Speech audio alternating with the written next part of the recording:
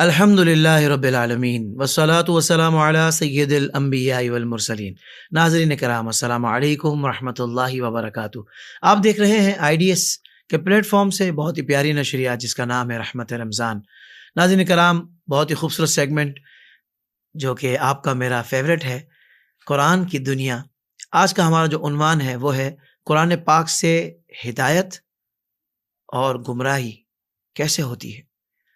بڑی حیرت انگیز بات ہے کہ بہت سارے لوگ قرآن پاک کو پڑھ کر ہدایت بھی پاتے ہیں، اور کچھ لوگ ہیں جو پڑھتے ہیں مگر گمراہ بھی ہو جاتے ہیں۔ بات عجیب سی ہے، مگر جب ہم علماء کرام سے اس بارے میں جانیں گے تو پھر وہ ہمیں بتائیں گے کہ یہ معاملہ کس طرح ہوتا ہے، اصل بات کیا ہے۔ تو ناظرین کرام، آج بڑا ہی بنیادی ٹاپک ہے، بڑا ہی اہم ترین ٹاپک ہے، کیونکہ بعض اوقات ہم سمجھ رہے ہوتے ہیں کہ بھائی یہ ہدایت ہے، اور وہ ہدایت نہیں ہوتی۔ بعض اوقات ہم سمجھ رہے ہوتے ہیں کہ یہ گمراہی نہیں ہے، پر وہ گمراہی ہوتی ہے۔ تو آج قرآن پاک سے اس بات کو بھی سمجھنے کی ضرورت ہے کہ ہدایت کہتے کسے ہیں اور گمراہی کیا ہوتی ہے۔ تو آئیے ہمارے ساتھ تشریف فرما ہے بہت ہی پیاری شخصیت جو کسی تعارف کے محتاج نہیں ہے، بلکہ ہندوستان سے آپ کا تعلق ہے اور پوری دنیا میں آپ کو سنا جاتا ہے، ہم سب کے پیارے محبوب شخصیت حضرت مفتی سلمان احمد اظہری صاحب۔ السلام علیکم ورحمۃ اللہ وبرکاتہ۔ وعلیکم السلام ورحمۃ اللہ وبرکاتہ۔ قبلہ خیریت سے آپ ٹھیک ہیں؟ دعائیں آپ کی، الحمدللہ، اللہ کا فضل۔ الحمدللہ، اللہ تعالیٰ آپ کو اپنی حفظ و امان میں رکھے۔ ناظرین کرام، آئیے مفتی صاحب کی طرف بڑھتے ہیں اور سوالات کا آغاز کرتے ہیں۔ مفتی صاحب، سب سے پہلے یہ ارشاد فرمائیے گا، ہدایت کہتے کسے ہیں اور گمراہی کیا ہوتی ہے؟ کیونکہ ہم نے علماء کرام سے سنا کہ بہت سارے لوگ جو قرآن پاک کو پڑھ کر ہدایت پا جاتے ہیں، اور بہت سارے لوگ ایسے بھی ہیں جو قرآن پاک کو پڑھ تو رہے ہیں مگر وہ گمراہ ہو رہے ہیں۔ تو یہ کیا معاملہ ہے، ساتھ یہ بھی ارشاد فرمائیے گا۔ الحمدللہ وکفا وسلام علی حبیبہ المصطفیٰ، اما بعد فاعوذ باللہ من الشیطان الرجیم، بسم اللہ الرحمن الرحیم۔ اللہم صلی وسلم علی سیدنا محمد وآلہ وصحبہ وبارک وسلم صلاۃ دائمۃ سرمدا ابدا۔ پہلے آپ نے جیسے فرمایا ہے کہ ہدایت کسے کہتے ہیں اور گمراہی، اور ساتھ میں آپ نے یہ بھی کہہ دیا کہ بہت سارے لوگ قرآن پڑھ کے گمراہ ہوتے ہیں۔ دیکھیں، قرآن پڑھنے کی وجہ سے نہیں گمراہ ہوئے۔ واہ واہ واہ۔ یہاں پر اس جملے کی اصلاح بھی ضروری ہے کہ قرآن پڑھ کر کے وہ گمراہ نہیں ہوئے ہیں، قرآن پڑھ کر کے اپنی فہم اور اپنی عقل کو اس میں داخل کر کے گمراہ ہوئے ہیں۔ بہت اچھے، واہ واہ۔ قرآن پاک کا جو منشا تھا، قرآن پاک کا جو مقصود ہے، وہ تو ہدایت ہی ہے، کسی کی گمراہی نہیں ہے۔ بہت خوب۔ لیکن بندہ خود کی فہم کو الگ کر کے قرآن سے وہ گمراہ ہوا۔ اب ہم آتے ہیں آپ کے اس سوال پر کہ ہدایت کیا ہے۔ سیدھا راستہ دکھانا، اسی کا نام ہدایت ہے، اور سیدھے راستے سے بھٹک جانے کا نام گمراہی ہے۔ اب جو سیدھا راستہ ہے وہ ہے کیا، سیدھے راستے کا تعین کیسے کرے، یہ تو ظاہر سی بات ہے، ایک الگ عنوان ہے، لیکن ہدایت جو ہے اسی راستے کو دکھانے کا نام ہی ہے۔ اب وہ سیدھا راستہ، جیسے سورہ فاتحہ میں رب تعالیٰ نے فرمایا اہدنا الصراط المستقیم، تم دعا یہی کرو کہ اللہ ہمیں سیدھا راستہ چلا۔ جی، اور وہ سیدھا راستہ کیا ہے؟ وہ راستہ جس پر چلنے والوں پر تو نے انعام فرمایا۔ اب وہ کون لوگ ہیں جن پر انعام نازل ہوا؟ قرآن پاکی اس کی تفسیر کر رہا ہے، انعم اللہ علیہم من النبیین والصدیقین والشہداء والصالحین۔ وہ اللہ تبارک و تعالیٰ کے وہ بندے جن پر اللہ نے انعام نازل فرمائے، وہ نبی ہیں، صدیق ہیں، شہداء ہیں، صالحین ہیں، یعنی ان کا راستہ صراط مستقیم ہے۔ سبحان اللہ، سبحان اب اللہ۔ اس راستے پر چلنے کا طریقہ دکھانا، اسی کو ہدایت کہتے ہیں۔ اب ہدایت دو قسم کی ہوتی ہے۔ دیکھیں، عربی میں ہدایت جو ہے، اس لفظ کو کہا جاتا ہے اراءۃ الطریق یا ایصال الی المطلوب۔ دو معنی ہیں اس کے ہدایت کے۔ مثال کے طور پر آپ نے آ کر کے مجھ سے پوچھا کہ مفتی صاحب یہ بتائیے کہ ریلوے اسٹیشن کہاں ہے، تو میں آپ کو بتاتا ہوں کہ یہاں سے سیدھا جائیے، اس کے بعد دائیں مڑ جائیے، پھر بائیں مڑ جائیے، اس کے بعد آپ کے سامنے اسٹیشن ہے۔ تو میں نے آپ کو کیا بتایا؟ راستہ بتایا۔ اس کو کہتے ہیں اراءۃ الطریق۔ واہ، میں نے آپ کو اسٹیشن کا راستہ بتا دیا ہے کھڑے کھڑے۔ دوسرا ایک طریقہ یہ ہے کہ آپ نے مجھ سے پوچھا کہ اسٹیشن کدھر ہے، ریلوے اسٹیشن مجھے بتائیے۔ میں نے کہا آؤ ہاتھ پکڑا اور لے کر کے چل پڑا. کیا کہنا ہے، واہ واہ. میں اسی راستے پر جا رہا ہوں، سیدھے گیا، دائیں مڑا، پھر بائیں جانے کے بعد منزل پر آپ کو چھوڑ دیا. کیا کہنا ہے. کہ آپ نے جو ایڈریس مجھ سے پوچھا تھا میں یہ سامنے ہے. اس کو کہتے ہیں ایصال الی المطلوب، مطلوب تک پہنچا دینا. تو ہدایت جو ہے کچھ جو ہے راستہ دکھانا ہے اور کسی کو پہنچانا بھی ہے. بہت اچھا. اور یہ ہدایت جو ہے یہ رب تعالیٰ کی شان ہے، یعنی منزل مقصود تک پہنچانا، یہ ہدایت صرف رب تبارک و تعالیٰ کی شان ہے. واہ واہ واہ. اور اراءۃ الطریق جو ہدایت ہے یہ سب کا حصہ ہے کہ آپ سیدھا راستہ دکھاؤ، منزل تک پہنچانا رب تعالیٰ کا کام، یعنی ہدایت من جانب اللہ ہے. من جانب اللہ ہے. تو یہ ہوا ہدایت کا معنی جو آپ نے مجھ سے سب سے پہلے پوچھا، اور قرآن پاک میں جو ہدایت کا ذکر آیا ہے وہ یہی ہے. بے شک. اچھا، اب یہ ہوئی تعریف، یہ ہوئی ڈیفینیشن ہدایت کی. اب جیسے آپ نے پوچھا تھا کہ بہت سارے لوگ پڑھ کر کے گمراہ بھی ہو گئے، تو دیکھیں اس میں قرآن کا قصور نہیں ہے، تمہاری سمجھ کا قصور ہے. صحیح. اب مثال کے طور پر ایک واشنگ مشین ہے، اس کے ساتھ ایک کیٹلاگ آیا ہے، کمپنی نے اس کے استعمال کا طریقہ اس میں لکھا ہوا ہے، اور اس میں ریڈ بٹن اور گرین بٹن سب چیزیں مشین کے اندر ہیں، اور آپ کو اس کے استعمال کا طریقہ کیٹلاگ میں بتایا گیا ہے. آپ نے وہ کیٹلاگ پڑھا، اور جس وقت آپ کو ریڈ بٹن دبانا تھا آپ گرین دبا رہے ہو. پڑھے اسی کتاب سے. واہ واہ واہ. کیٹلاگ تو وہی ہے، کیٹلاگ وہی ہے، لیکن آپ نے الگ غلط دبایا ہے، اور مشین جو ہے خراب ہو گئی، آپ کی گمراہ ہو گئے، آپ بھٹک گئے. تو یہاں ہمیں بتایا کہ اس کیٹلاگ نے آپ کو برباد کیا نہیں. کیٹلاگ میں تو صحیح لکھا ہوا تھا، لیکن آپ نے سمجھنے میں غلطی. ہمیں سبز اور سرخ کا شعور نہیں تھا. شعور نہیں تھا، خطا آپ کے فہم کی ہے، آپ کے ذہن کی. تو اس طرح سے گمراہ ہوئے ہیں. اور یہ ایک لمبی لسٹ ہے، ایک لمبی لسٹ ہے جو قرآن پاک میں اٹکل پچھو مارتے رہے اور گمراہ ہوتے رہے. اسی لیے رسول کریم صلی اللہ علیہ وسلم کا یہ فرمان ہے کہ جس نے قرآن پاک میں اپنی رائے سے کچھ کہا، تفسیر یا اس کے معنی مفاہیم اس طرح اپنی رائے سے بتانے لگا، اس نے حرام کیا ہے. اللہ اکبر. وہ بہت بڑا گناہ ہے، بلکہ وہ اپنا ٹھکانہ دوزخ میں دیکھے. اس نے اپنی رائے سے قرآن پاک میں بات جوڑنی شروع کی ہے. تو جو آپ کا یہ سوال ہے نا، بہت سارے لوگ قرآن پاک کے ذریعے سے ہی گمراہ ہوئے. ٹھیک ہے، دیکھنے کو ملتا ہے کہ انہوں نے اپنی فہم کو غلط اور اپنے ذہن کو غلط وہاں پر بٹھایا جہاں بٹھانا چاہیے تھا. اب ایک دو مثالیں میں عرض کر دیتا ہوں گمراہی کیسے آ جاتی ہے. جی.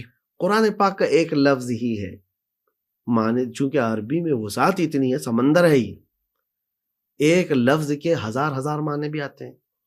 یا پھر ایک چیز ایسی ہے جس کو استعمال کرنے کے لیے ہزار الفاظ بھی ہیں. صحیح. عربی میں ایسے تلوار کے لیے، شیر کے لیے، اونٹ کے لیے، کھجور کے لیے 500 سے زیادہ لفظ استعمال کیے جاتے ہیں. عربی کی وسعت ہے. تو اب کوئی بندہ اس وسعت کو نہ جانتے ہوئے اٹکل پچھو مارتا رہے گا تو ادھر کا ادھر کا ادھر کرے گا. مثال کے طور پر میں آپ کو بتاؤں، العین ایک لفظ ہے قرآن پاک میں. اب عربی میں اگر اس کا آپ ترجمہ دیکھیں گے، عین جو ہے آنکھ کو بھی کہتے ہیں. جی. عین جو ہے وہ گھٹنے کو بھی کہتے ہیں. عین سورج کو بھی کہتے ہیں. عین پوری ذات کو بھی کہتے ہیں. اور عین جو ہے وہ پانی کے چشمے کو بھی کہتے ہیں. کتنے معنی ہو گئے؟ ایک ہی لفظ ہے، کئی معنی ہے، کئی معنی ہیں. لیکن اب آپ کی سمجھ سے تعلق رکھنے والی یہ بات ہے.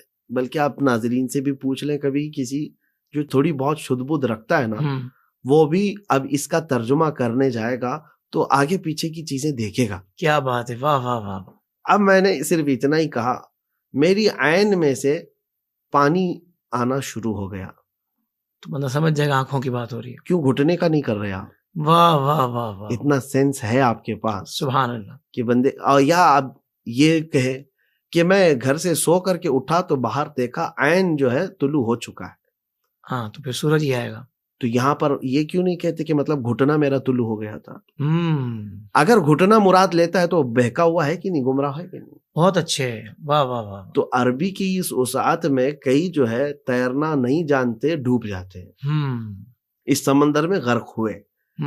تو اتنی شدھ بدھ رکھنا چاہیے انسان کو، جو کامن سینس کہلاتی ہے، اس سے وہ نتیجہ اخذ کر سکتا ہے کہ یہاں پر کیا معنی ہوگا. بالکل صحیح. اب ہم آتے ہیں، یہ تو میں نے ایگزامپل عربی کی دیا. اب جب ترجمے ہوئے ہیں نا قرآن پاک کے، یہیں تو بہت سارے ڈنڈیاں مارے ہیں، بہت سارے جو ہے بھٹک گئے ہیں، راستہ چھوڑ چکے ہیں۔ اب قرآن پاک کی ایک سورہ ہے، سورہ فتح، اللہ تعالیٰ فرماتا انا فتحنا لک فتحا مبینا، محبوب ہم نے آپ کو روشن فتح عطا کی۔ آگے کا جو جملہ ہے نا، لیغفر لک اللہ ما تقدم من ذنبک وما تأخر، تاکہ اللہ تبارک و تعالی، اب جو ہے نا جو یہ اصل میں ترجمہ یہیں پر بہت سارے چلے جاتے ہیں، کچھ لوگوں نے یہ کیا کہ آپ کے اگلے پچھلے گناہوں کو اللہ معاف کر دے، تاکہ آپ کے اگلے پچھلے گناہوں کو معاف کر دے۔ ظاہراً جائیں گے ترجمہ ان کا اس طرح سے بیٹھتا ہے، ان کو ایسا لگتا ہے کہ ترجمہ یہی ہے، تاکہ آپ کی بخشش ہو جائے، تاکہ آپ کو معاف کر دیا جائے، آپ کی مغفرت ہو آپ کے اگلے اور پچھلے گناہوں۔ تو ایک اجنبی بندہ آپ کا دامن پکڑ کر کے پوچھ نہیں سکتا تم تو رسول کے متعلق معصوم کا عقیدہ رکھتے ہو، جی تو ان کے اگلے گناہ کون سے ہیں جس کے معاف کرنے کی یہاں بات ہوئی ہے؟ ان کے پچھلے گناہ کون سے ہیں؟ تو آپ کے ترجمے نے آپ کو ایسے جال میں پھنسا دیا ہے کہ آپ کا عقیدہ متاثر ہو گیا۔ بالکل صحیح، کہ آپ نے رسول کے عصمت پر سوال اٹھایا۔ اللہ اکبر۔ تو اب یہاں پر ہدایت کو ہم دیکھتے ہیں، جو بندہ ہدایت پایا ہوا ہے نا، وہ یوں کہتا ہے اے رسول ہم نے آپ کو روشن فتح عطا فرمائی تاکہ آپ کے ذریعے سے آپ کے اگلوں کے اور پچھلوں کے گناہ معاف کیے۔ واہ واہ واہ واہ واہ، سبحان عظمت اللہ، رسالت باقی رہی۔ کیا بات اور اس عقیدے کو بچایا جس نے، اس کو ہم بریلی کا امام احمد رضا خان کہتے ہیں۔ اور جملے کا ترجمہ بھی درست ہوا، جملے کا ترجمہ بھی درست ہے، کیونکہ کئی مفسرین نے جو یہاں پر جو اس کی تشریح فرمائی، یہ عربی کے لغت سے تعلق رکھنے والی بات ہے، نحو صرف سے، کیونکہ دیکھنے والے عوام ہیں، اس لیے میں اس کی باریکیوں میں نہیں جا رہا ہوں۔ لیا غفیرہ میں بھی جو لام ہے اور لکا میں جو لام ہے، اس کی تشریح کرنے میں بہت سارے لوگ دھوکا کھا گئے۔ بالکل صحیح، آپ کی کہنا اور آپ کی وجہ سے کہنا دونوں میں فرق ہے۔ تو یہاں پر ایک مثال میں نے یہ دی، اب جیسے ایک جگہ ترجمے میں یہ کر دیا گیا وَوَجَدَكَ ضَالًّا فَهَدَىٰ، اے محبوب ہم نے آپ کو گمراہ پایا تو ہدایت دے دی۔ تو رسول اگر گمراہ ہے، جس کو اللہ تبارک و تعالی ہدایت کی بات فرما رہا ہے، اللہ، تو پھر وہ گمراہی کون سی تھی؟ پہلے وہ گمراہ تھے پھر ہدایت پائے، جبکہ نبی کے لیے عقیدہ یہ ہے کہ وہ پیدائش سے لے کر کے موت تک ہر چھوٹی بری برائی سے اللہ ان کو محفوظ رکھتا ہے، بے شک، بعثت سے پہلے بھی بعثت سے بعد میں بھی۔ تو اب یہاں جنہوں نے یہ کیا وہ قرآن کا ترجمہ کرنے گئے اور دھوکہ کھائے یا نہیں؟ بالکل، اللہ اکبر، رسول کو گمراہ کہہ دیا کہ آپ گمراہ تھے تو ہم نے آپ کو ہدایت دی۔ اور وجہ کیا بنی اس کی؟ ضال جو لفظ ہے نا، پھر یہاں وہی آتے ہیں مثال وہ عین والی۔ ضال کا لفظ جو ہے کئی معنی رکھتا ہے، وہ گمراہ کا معنی بھی رکھتا ہے، جیسے بھٹکے ہوئے آدمی کو ضال کہا جاتا ہے، راستہ بھٹکا ہوا ہے یہ، لیکن ایک ہی معنی نہیں ہوتا عربی میں، جیسے کہ میں نے بتایا، جیسے سورہ فاتحہ میں ضالین آیا ہے، ہاں، تو بھٹکے ہوئے لوگوں کے لیے ضال جو ہے نا گمراہ کو کہا جاتا ہے۔ تو جنہوں نے یہاں ترجمہ کیا وہ ایک ہی جگہ لے کر کے چل پڑے، ہر جگہ وہی تو معنی نہیں نکال سکتے نا آپ۔ تو اب یہاں ضال رسول کے بارے میں کہہ رہے ہو آپ، اللہ، تو دوسرا معنی یہ بھی ہوتا ہے، جیسے کہ ضال کا جو لفظ آیا ہے نا، بھٹکے ہوئے کو بھی کہا جاتا ہے، اور کبھی کبھار جو محبت میں اپنے محبوب کو ڈھونڈ رہا ہے، سرگرداں جو ہے، اس کو بھی ضال کہتے ہیں۔ ضال اس کو بھی کہتے ہیں خود رفتہ، مطلب وہ اپنے محبوب کی تلاش میں ہے، کبھی ادھر ہے کبھی ادھر ہے، کبھی ادھر ہے کبھی ادھر ہے۔ اللہ اکبر، دنیا کو لگتا ہے کہ بھٹکا ہوا ہے، لیکن وہ اپنے محبوب کی تلاش میں سرگرداں ہے، اس کو بھٹکا ہوا نہیں کہا جاتا۔ کیا کہنے ہیں مفتی صاحب، واہ۔ تو اب دیکھیں اعلیٰ حضرت امام اہل سنت فاضل بریلوی رحمۃ اللہ تعالی علیہ نے کنز الایمان، یقیناً وہ ایمان کا خزانہ ہے، بے شک، ترجمہ یوں فرمایا اے محبوب ہم نے آپ کو اپنی محبت میں خود رفتہ پایا تو اپنی طرف کا راستہ دے دیا۔ کیا کہنے ہیں مصعب، ترجمہ بھی باقی رہا، واہ واہ واہ، عظمت رسالت بھی ہے۔ تو یہ ایک نہیں کئی مثالیں ہیں اس طرح کی۔ ومکر اللہ بھی حضرت بتا دیجئے اس کا بھی ذرا۔ اس میں بھی اسی طرح کی ہے کہ اللہ تبارک و تعالی خفیہ تدبیر فرماتا ہے۔ کچھ لوگوں نے کہا کافر جو ہے وہ منصوبہ بناتے ہیں منصوبہ بناتے ہیں اور دھوکہ دیتے ہیں، اور اللہ بھی جو ہے منصوبہ بناتا ہے ان کو دھوکہ دیتا ہے، نعوذ باللہ۔ نعوذ باللہ۔ تو لفظ کہاں کیا استعمال کرنا ہے، اتنا سینس تو بچے کو بھی ہونا چاہیے جی۔ اور اس پر پھر یہ مزید اڑے ہوئے رہتے ہیں ہم نے غلط کہاں کیا۔ اعلیٰ حضرت نے ترجمہ کیا ہے کہ خفیہ تدبیر فرماتا ہے رب تعالیٰ۔ دیکھیں اردو میں بھی محاورات ہیں، ادب ہے، استعمال استعارات ہیں، کیا بات۔ اب یہ ترجمہ کر گئے گمراہ اور پھر ہم سے اڑ رہے ہیں، لڑ رہے ہیں کہ غلط کہاں کیا ہم نے، حالانکہ ہو گئے ہیں خود گمراہ۔ ہاں، اور پھر اس پر اڑے ہوئے ہیں کہ غلط کہاں ہے، اس کا تو آپ ڈکشنری اٹھا کر کے دیکھ لو، اس کا ترجمہ تو یہی ہے۔ تو ہم تو یہ بھی ان سے کہتے ہیں کہ بالکل آپ اگر ڈکشنری پر جاتے ہیں تو کبھی اپنے ماموں کو یہ کیوں کہہ کر کے نہیں پکارتے میرے باپ کے سالے؟ لفظی اعتبار سے تو صحیح تو ہے، صحیح تو ہے، آپ کے باپ کا سالہ ہے ماموں، میرے باپ کے سالے۔ آپ یہ کبھی نہیں کہتے، کبھی بھی نہیں پکارتے۔ یا اپنی خالہ کو ہی کہہ دو کہ میرے باپ کی سالی، اللہ، وہ ہے تو سالی لیکن تمہارے لیے اردو نے کچھ ادب بھی تو دیا ہے، خالہ کہو، ماموں کہو، ان کی عظمت بھی باقی رہے اور معنی بھی آ جائے۔ واہ واہ واہ، رشتے کا تقدس دیکھا جائے گا۔ سبحان تو اللہ۔ یہاں پر وہ لوگ جو کورے ہیں اپنے اندر سے، جن کے اندر عشق رسالت نہ ہو، وہ دھوکہ کھا جاتے ہیں۔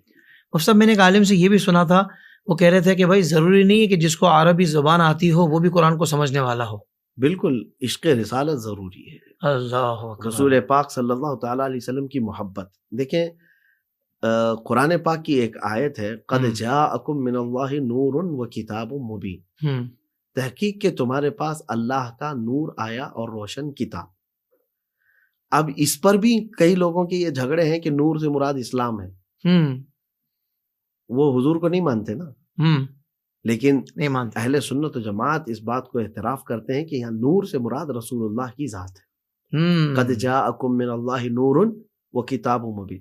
میں سٹیپ بائی سٹیپ آپ کو لے کر کے چل رہا ہوں کہ تحقیق کے بے شک تمہارے پاس اللہ کا نور آیا، نور سے مراد رسول اللہ کی حضور کی ذات مبارک، اور روشن کتاب آئی ہے۔ اب اس سے تو سمجھانے کی ضرورت نہیں، روشن کتاب کیا ہے؟ قرآن پاک۔ قرآن پاک ہے۔ دیکھیں کتاب کا ذکر ہے اور رسول پاک کا ذکر ہے، اور ہم جب اپنے زندگی کے طور طریقوں میں بھی دیکھ لیں، ہمیں اگر مثال کے طور پر آپ کے پاس روشن کتاب ہے، کتاب لے کر کے بیٹھے آپ، لیکن آپ کو کتاب پڑھنے کے لیے پہلے اجالا تو چاہیے۔ واہ واہ واہ واہ، بغیر روشنی کی کتاب تو نہیں پڑھ سکتے، نہیں پڑھ سکتے۔ تو اگر آپ اندھیرے روم میں آئیں اور اس وقت پہلے کتاب پڑھیں گے یا لائٹ جلائیں گے؟ پہلے تو لائٹ جلائیں گے، اس وقت لائٹ جلائیں گے تبھی کتاب نظر آئے گی آپ کو۔ اور قرآن کی ترتیب بھی دیکھیے، تمہارے پاس پہلے کیا آیا؟ نور، نور آیا، تمہیں ضرورت اس کی ہے، واہ واہ، پھر کتاب آئی ہے۔ کیا خوبصورت، کیا خوبصورت۔ تو اب اس ترتیب کے اعتبار سے جب بھی ہم جائیں تو کتاب کو سمجھنے کے لیے نور مصطفیٰ کی ضرورت ہے۔ واہ واہ واہ واہ واہ، بے ان کے واسطے خدا کچھ عطا کرے، حاشا غلط غلط یہ ہوس بے بصر کی ہے۔ حضور پاک صلی اللہ تعالیٰ علیہ وسلم کو چھوڑ کر کے اگر قرآن پاک سمجھنے کی بات کرتا ہے تو وہ تو پھر اٹکل پچو مارے گا، گمراہی کے دہانے پر جائے گا۔ یہاں پر میں ان لوگوں کو بھی سمیٹنا چاہتا ہوں جو آج فی زمانہ ایک فرقہ نکلا ہوا اہل قرآن نام سے، کہ ہمارے لیے قرآن کافی ہے۔ یہ بھٹکے ہوئے لوگ ہیں۔ یہ قرآن کافی ہے، لیکن قرآن آیا کس پر اور قرآن نے تم بتایا کیسے ہے؟ کس نے بتایا کہ یہ قرآن ہے؟ تم اسی کو چھوڑ رہے ہو۔ وہ کہتے ہیں کہ رسول اللہ کی حدیثوں کی ضرورت نہیں ہے، اللہ سمجھ کے لیے بس قرآن کافی ہے، اللہ کا قرآن کافی ہے۔ اللہ تبارک و تعالیٰ نے یہ کلام مقدس جس رسول پر اتارا، اس رسول نے ہی تو بتایا ہے کہ کس جگہ کیا معنی ہیں۔ یہ قرآن پاک کے بہت ساری ایسی باتیں ہیں جس کو عام آدمی نہیں سمجھ پائے گا بغیر رسول پاک کی حدیثوں کے ذریعے۔ تو جو فرقہ اس طرح کے طور طریقے لے کر چل رہا ہے وہ بھی بھٹکا ہوا ہے، گمراہ ہے۔ صحیح، کہ رسول پاک صلی اللہ علیہ وسلم کی حدیثوں کو چھوڑ کر کے قرآن کی بات کرتا ہے وہ گمراہ ہے۔ اور جبکہ قرآن پر بھی وہ کیسے عمل کر پائے گا؟ مجھے بتائیے آپ۔ چلیں ہم علی سبیل التنزل، یعنی اترتے ہوئے اگر ہم یہ بات کہیں کہ تمہارے لیے قرآن کافی ہے نا، تم قرآن پر عمل کرنا چاہتے ہو، تو مجھے بتاؤ پھر اطیعوا اللہ و اطیعوا الرسول کا مطلب کیا ہوگا؟ اللہ کی اطاعت کرو اور رسول کی۔ واہ واہ واہ۔ تو وہ پھر یہ کہتے ہیں کہ اللہ کی اطاعت کا مطلب قرآن کو ماننا ہے، پھر رسول کی اطاعت کہاں ہے؟ رسول کی اطاعت کہاں ہے؟ اب آپ قرآن سے ہی پوچھ رہے ہیں. تو اب قرآن پر ہی آپ کا عمل نہیں ہو رہا ہے نا. تو جی قرآن کہہ رہا ہے جی رسول کی اطاعت کرو، تو رسول کی اطاعت کس بارے میں ہے؟ تو رسول کی اطاعت. اب اس میں ان کے نئے شوشے آئے ہوئے ہیں کہ وہ کہتے ہیں کہ رسول کی اطاعت کا جو یہاں حکم آیا ان کے زمانے میں تھا. اللہ. تو پھر سوال آپ پر یہ بھی ہوتا ہے کہ اللہ کی اطاعت بھی ہو سکتا ہے اسی زمانے کی ہو. اللہ اکبر. تو اسلام ہی ختم ہو گیا نا. اوف. رسول کی اطاعت کا جو یہاں حکم ہے اس میں کوئی قید نہیں ہے کسی وقت کے ساتھ، وہ قیامت تک کے لیے ہے کہ رسول کی اطاعت. اور رسول کی اطاعت یہی ہے کہ حضور پاک کی وہ احادیث کو تمہیں ماننا ہوگا جس سے حضور کی زندگی تمہیں پتہ چلے اور ان کے نقش قدم پر چل سکیں آپ. بالکل صحیح، بالکل صحیح. اچھا مفتی صاحب، تھوڑا مزید آگے کا سفر کرتے ہیں. کیا انسان ہدایت اور گمراہی کو اختیار کرنے میں مجبور محض ہے یا اس کے پاس اپنی طرف سے ان کو قبول کرنے یا انکار کرنے کا اختیار ہے؟ دیکھیں، یہ تقدیر سے تعلق رکھنے والا سوال ہے. جی. یہاں پر بہت سارے لوگ بھٹک جاتے ہیں کہ اس میں ہمارا کیا ہے، ہم تو مجبور محض ہیں. لکھا ہوا تھا، یہ تو لکھا ہوا تھا. ایسا نہیں ہے. اللہ تبارک و تعالیٰ نے اس دارالعمل میں تمہیں بھیجا ہے، ساری چیزیں بھی اس نے خود بتا دیا ہے، لیکن ساتھ میں تم کو اختیار دے کر کے بھیجا ہے. انا ہدیناہ السبیل اما شاکرا و اما کفورا. ہم نے تو راستہ تمہیں دکھا دیا ہے، چاہے تو تم شکر گزار بنو یا پھر کفر اختیار کرنے والے. تو اللہ تبارک و تعالیٰ ہدایت کا راستہ دکھایا ہے. اب یہاں بندے کو مجبور محض نہیں رکھا گیا ہے، کوئی بھی بندہ مجبور نہیں ہے. اگر مجبور محض ہوتا تو کفار کا وجود ہی نہیں ہوتا. رب تبارک و تعالیٰ وہ قادر مطلق ہے جو تمہاری سانسوں کا مالک ہے، تمہاری حیات کا مالک ہے. وہ چاہتا تو سارے بندوں کو مومن بنا دا. صحیح. اس نے اختیار ہی تو رکھا ہے. تم مجبور محض نہیں ہو، جو چاہے اختیار کرو. لیکن کیوں؟ اس وجہ سے کہ یہ دنیا دارالعمل ہے اور سزا و جزا پھر قیامت کے دن ہے. بالکل صحیح. اختیار تو کوئی مجبور محض نہیں ہے. ٹھیک. مفتی صاحب یہ بھی ارشاد فرما دیں کہ ہدایت کن لوگوں کو ملتی ہے اور کن لوگوں کو گمراہ ہی رکھا جاتا ہے؟ دیکھیں، یہ اللہ تبارک و تعالیٰ کی منشا سے تعلق ہے. صحیح. لیکن کچھ لوگوں کا ذکر قرآن پاک میں ہے کہ اللہ ظلم کرنے والوں کو ہدایت نہیں دیتا، اللہ تبارک و تعالیٰ کفر کرنے والوں کو ہدایت نہیں دیتا. صحیح.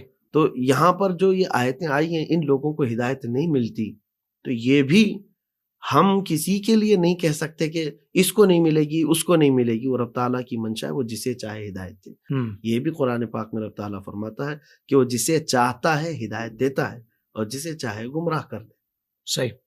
تو ایسا ہے کہ یہ باضابطہ نہیں کہا جا سکتا کہ ان کو اب ہدایت نہیں ملتی، ہدایت ہوگی ہی نہیں، بلکہ وہ خود اپنے آپ میں اپنے کاموں سے اپنے اوپر مہر لگوا لیتے.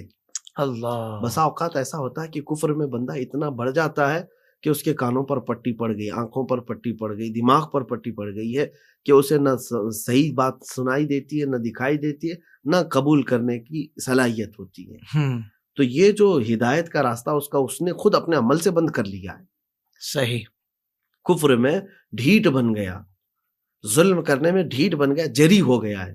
تب جا کر کے یہ ہدایت کا دروازہ بند ہو گیا ہے. لیکن وہ بند کس نے کیا؟ خود اس نے اپنے ہاتھوں سے بند کر دیا ہے. صحیح. ہاں، اگر دل کے اندر ذرا برابر بھی تمنا ہو، طلب ہو کہ میں سیدھے راستے پر آنے کا طلبگار ہوں، مجھے راستہ مل جائے، تو وہ رحمان اسے راستہ دکھائے. سبحان اللہ. تو حضرت یہ بھی تھوڑا سا بتا دیجئے کہ ابھی جو آپ نے گفتگو فرمائی ہے، یہ اہل ایمان کے ہدایت یعنی اعمال کے اعتبار سے ان کے حوالے سے آپ نے گفتگو کی ہے، یا پھر جو نان مسلمز ہیں ان کے بارے میں بھی ہمیں یہی گمان رکھنا ہے کہ بھائی اللہ ان کو بھی ہدایت دی، دعا کر سکتے ہیں ان کے لیے ہم؟ بالکل، ہدایت کی دعا تو کرنا ہی چاہیے. اور ہدایت کی صرف دعا نہیں بلکہ کوشش بھی کرنے کا حکم ہے. آپ کوشش بھی کرنی ہے کہ آپ ان تک پیغام تو پہنچاؤ اللہ تبارک و تعالیٰ کے متعلق کہ صحیح کیا ہے، غلط کیا ہے. پھر ایکسیپٹ کرنے والی طبیعت رہی، باقی ہے ابھی تو ایکسیپٹ کر لے گا، آ جائے گا. آخر وقت تک اس کے لیے ہمیں مایوسی کا حکم نہیں دیا گیا کہ اب یہ نہیں کر سکتا. تو وہ کون سے لوگ ہیں جن کے بارے میں کہا جاتا ہے کہ بھئی اس کو ہدایت نہیں مل سکتی یا ان کو نہیں مل سکتی، ان کے دلوں پر تو مہر لگی ہوئی ہے؟ تو میں نے شروع میں یہی بات کہہ دی کہ وہ اپنے اعمال سے اتنے جری ہو گئے ہیں، جسارت اتنے کر چکے ہیں کہ انہوں نے خود اپنے راستے بند کر لیے. وہ حق سننا نہیں چاہتے، دیکھنا نہیں چاہتے. اب مثال کے طور پر آپ کوئی چیز کا سوال لے کر کے آئے ہیں، اور کیا سوال ہے کہ آپ کو صرف اتنا ہی پوچھنا ہے کہ سورج نکلا ہے یا نہیں نکلا ہے. اندر بیٹھے تھے، میں آپ کا ہاتھ پکڑ کر کے لے جاؤں اور میں دکھا دوں کہ دیکھو سورج نکلا ہے، آپ کیا کریں گے؟ مان جائیں گے. دکھ تو رہا ہے، بالکل دکھا دیا بندے نے، مان لینا ہے. لیکن آپ سوال کرنے سے پہلے پٹی لگا کر کے آئے ہیں اور یہ سوچ کر کے آئے ہیں کہ یہ جو بولے گا مجھے نہیں ماننا ہے. نہیں ماننا. تو میں دن کے اجالے میں لے جا کر کے بھی آپ کو کیا کروں؟ او ہو میں تو دکھا رہا ہوں سورج نکلا ہوا ہے، اجالا ہے، ساری چیزیں، لیکن آپ نے تو پٹی باندھی ہوئی ہے نا. بالکل صحیح. تو جن لوگوں نے اپنے آپ میں پٹی باندھی ہے ان کو ہدایت کہاں سے ملے؟ بالکل صحیح، بالکل صحیح. اچھا، آخر میں سب یہ ارشاد فرما دیں کہ ہمارے پیارے آقا صلی اللہ علیہ وسلم ہدایت دینے والے ہیں یا نہیں، کیونکہ اس پر بھی لوگ اس طرح بعض اوقات مباحثے کر رہے ہوتے ہیں، بحث کر رہے ہوتے ہیں کہ بڑا ہی عجیب لگ رہا ہوتا ہے کہ یار حضور کے بارے میں بھی اس طرح کی باتیں کر رہے ہیں کہ حضور ہدایت دینے والے ہیں یا نہیں، یہ والی بحث کرتے ہیں. اور پھر آپ صلی اللہ علیہ وسلم سے جن لوگوں کو ہدایت ملی، میں چاہوں گا ان کا بھی ذکر ہو جائے. یہ کیسا سوال ہے کہ جتنے ایمان والے صحابہ اکرام رضوان اللہ علیہم اجمعین کی جماعت ہو، تابعین ہو، ان کو راستہ کس نے دکھایا؟ اگر یہ سوال کیا جائے تو رسول پاک صلی اللہ علیہ وسلم ہدایت دے سکتے ہیں یا نہیں دے سکتے؟ کیسا سوال ہے؟ پہلے مجھے آپ یہ بتائیں وہ صحابہ ہدایت پر تھے یا نہیں؟ بے شک ہدایت پر تھے. بے شک. اگر وہ ہدایت پر تھے تو ان کو راستہ کس نے دکھایا؟ حضور پاک صلی اللہ علیہ وسلم کی ذات ہے. تو حضور صلی اللہ تعالی علیہ وسلم ہدایت کی طرف یا ہدایت دینے والے ہیں، لیکن اس میں جو میں نے سب سے پہلے ڈیفینیشن میں جو فرق بتایا نا ہدایت کا، وہاں آپ کو جانا ہوگا. واہ. کہ آپ صلی اللہ تعالی علیہ وسلم راستہ دکھانے کے لیے اللہ کی طرف سے بھیجے ہوئے رسول ہیں، وہ ہدایت کا راستہ یعنی دکھائیں گے. واہ واہ واہ واہ. اب چلانا جو ہے یا منزل تک پہنچانا، یہ رب تبارک و تعالیٰ کی شان. واہ واہ واہ واہ. سبحان اللہ سبحان اللہ. اب یہاں پر جو ہے حضور پاک صلی اللہ تعالی علیہ وسلم، یہ ان کے بعد صحابہ، تابعین، اولیاء، بلکہ عام مومنین بھی دوسرے کو ہدایت دے سکتے ہیں. یعنی وہی اراۃ الطریق والا معاملہ کہ راستہ تو دکھا سکتا ہے. ایصال الی المطلوب والا جو خاصہ ہے وہ رب تبارک و تعالیٰ کی شان ہے. اللہ کہ منزل مقصود تک پہنچا دیا. اسی لیے دیکھیں آپ یہاں پر بھی کچھ لوگ دھوکہ کھائے ہیں سورہ فاتحہ کے ترجمے میں. جی. جیسے اہدنا الصراط المستقیم، ترجمہ کیا کیا کچھ نے کہ اے ہمارے رب ہمیں سیدھا راستہ دکھا. کیا ہے؟ سیدھا راستہ دکھا. تو رب تعالیٰ کی بارگاہ میں تم یہ مانگ رہے ہو سیدھا راستہ دکھا، اور اعلیٰ حضرت نے ترجمہ کیا ہے کہ اے اللہ ہمیں سیدھا راستہ چلا. واہ واہ واہ واہ واہ. دکھا اور چلا میں فرق ہے کہ نہیں؟ کیا بات ہے بھائی. تم سوال اللہ تعالیٰ سے کر رہے ہو، کیا اس نے دکھایا نہیں ہے راستہ تمہیں؟ راستہ تو اپنے رسول کے ذریعے سے پورا دکھا چکا ہے وہ. بالکل ٹھیک ہے. واہ واہ واہ. جنت تک پہنچنے تک کا راستہ رسول پاک صلی اللہ علیہ وسلم کو بھیج کر پورا دکھایا ہے. پھر تم دکھانے کا سوال کر رہے ہو. اس کا مطلب یہ ہے کہ جنہوں نے یہ ترجمہ کیا ہے وہ ابھی راستہ دیکھے ہی نہیں ہے. دیکھے ہی نہیں ہے. واہ واہ واہ واہ واہ. کیا بات ہے. اور ہم جو ہے نا رب تبارک و تعالیٰ کی بارگاہ میں جو دعا کر رہے ہیں وہ یہ ہے کہ مولا ہم کو چلا دکھایا تو ہے تیرے رسول نے. واہ واہ واہ واہ. قرآن نے تیرے پورا راستہ دکھایا ہے، تیرے رسول نے راستہ دکھایا، رسول کے بعد ان کے نائبین صحابہ، تابعین، اولیاء نے راستہ دکھایا ہے ہمیں. واہ واہ. لیکن ہم دعا کیا کرتے؟ مولا چلا، سبحان اللہ، منزل تک پہنچا. واہ. تو یہاں فرق آپ سمجھیں کہ رسول پاک صلی اللہ علیہ وسلم اور صحابہ، تابعین، اولیاء، مومنین سبوں نے ہم کو راستہ دکھایا ہے اور ہدایت دیا ہے. اچھا مفتی صاحب، گفتگو جب چل رہی ہے تو میں یہ بھی جاننا چاہوں گا کہ قرآن پاک میں تو ہدی للمتقین کے لفظ بھی آئے ہیں، تو یہاں سے کیا مراد ہے کہ بھئی ہدایت متقین کے لیے؟ وہ تو ویسے ہی متقی ہوتے ہیں. ہاں صحیح آپ نے فرمایا کہ قرآن پاک میں ہدی للمتقین بھی آیا ہے اور ہدی للناس بھی آیا ہے. جی جی جی. یعنی انسانوں کے لیے بھی ہدایت ہے اور متقیوں کے لیے بھی ہدایت. صحیح. دیکھیں اگر آپ یہ سوال کر رہے ہیں کہ متقی تو ویسے ہی بڑے پہنچے ہوئے ہیں، تو کیا کسی ڈاکٹر کو گولی کی ضرورت نہیں پیش آتی؟ ہو سارے مریضوں کو جو دوائیاں دیتا ہے اس کو خود کو کبھی گولی کی ضرورت نہیں پیش آتی ہے. اس کو بھی ضرورت ہے، اس کی بھی اپنی طبیعت ہے. بالکل صحیح. ضرورت تو سب کو ہے دوائیوں کی. اسی طرح چاہے وہ ڈاکٹر ہو، چاہے وہ ڈاکٹر بھی کسی وقت میں اگر مریض ہو جائے تو اس کو ضرورت ہے. صحیح. لیکن اب یہاں میں مفہوم آپ کو بتاتا ہوں کہ قرآن وہ بارش رحمت ہے جو برس رہا ہے، بارش جو برستی ہے وہ ایک ہی طرح سے سب جگہ برس رہی ہے. اب زمین کا فرق ہے. بارش جو ہے ڈامر کے روڈ پہ بھی برس رہی ہے، بارش جو ہے وہ مٹی کی زمین پر بھی برس رہی ہے، اور بارش جو ہے وہ ریت پر بھی برس رہی، پتھر پہ بھی برس رہی ہے. لیکن آپ دیکھیں اس بارش کے بعد جو اثر ہوتا ہے وہ مختلف ہے، رزلٹ سب الگ آتے ہیں، سب کے الگ ہے. وہ جو مٹی والی زمین ہے دوسرے دن سبزے اگا دیتی ہے، ہریالیاں آ جاتی ہیں. اور ڈامر کی زمین پر، ڈامر کے روڈ پر یا سیمنٹ کے روڈ پر 10 سال بھی برسے ایک پودا نہیں نکلے گا. تو زمین کی سختی، لیکن بارش ایک ہی ہے. واہ واہ مصعب، کیا خوبصورت. زمینوں کے اعتبار سے بارش کا اثر الگ الگ ہو جاتا ہے. تو اب یہاں پر مطلب یہ ہے کہ ہدی للمتقین سے مراد قرآن ہدایت ہے، لیکن اس سے زیادہ فائدہ اٹھانے والی جماعت متقیوں کی ہے. سبحان اللہ سبحان اللہ. اس بارش سے ان کے دلوں کے اندر ایسا ایمان جاگتا ہے. کبھی آنکھوں کے آنسوؤں کو دیکھو پودے کی شکل میں، کبھی اعمال صالحہ ہاتھ و پیر سے نکلنے لگتے ہیں. یہ سب اس بارش رحمت کا اثر ہے جو ان کے جسم پر اثر کرتا جا رہا ہے. سبحان اللہ. اور کسی کی زمین تھوڑی سخت ہے، اب وہاں پر بھی قرآن کی یہ تلاوت ہو رہی ہے اور بارش برس رہی ہے، لیکن اثر وہ نہیں ہو پا رہا ہے.